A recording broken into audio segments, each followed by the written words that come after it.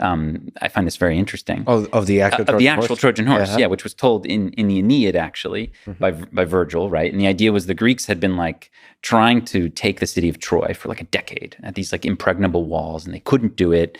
And Ulysses and the rest of the Greek army were like, we don't know what to do.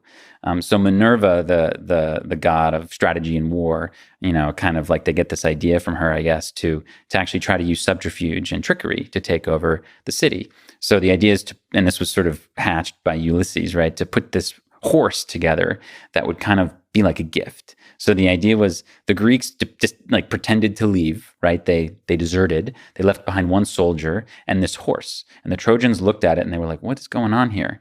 And they brought in the soldier, and the soldier's like, look, they left. They're so sorry for all of the desecration and blood spill. This is their gift to you. It's, honoring Minerva. It's like this, like, trophy for you guys. Yeah. And there were actually people inside Troy, Cassandra, a prophet, as well as Laocoon, who was like a priest, who said, no, this is obviously a trick. This is obviously a trick.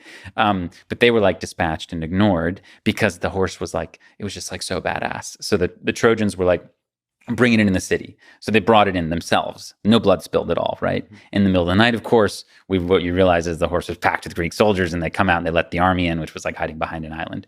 So this idea that like something could be so attractive that you really can't say no, even if you know what's inside of it, is at play in Bitcoin. So like in Bitcoin has this number go up technology, right? It is what we call it in sort of shorthand, NGU, right? But what people don't realize is that NGU is like the Trojan horse. Inside the Trojan horse is FGU, freedom go up technology. So dictators and rogue regimes and corporations are going to buy, mine, tax, accumulate this thing because it's the best performing financial asset in the world. What they don't realize, or they're going to have to ignore, is that they're also aiding and abetting this freedom technology, which allows individuals to be sovereign and eventually erodes their power. There's no question that rogue regimes and bad actors have already used and will continue to use Bitcoin.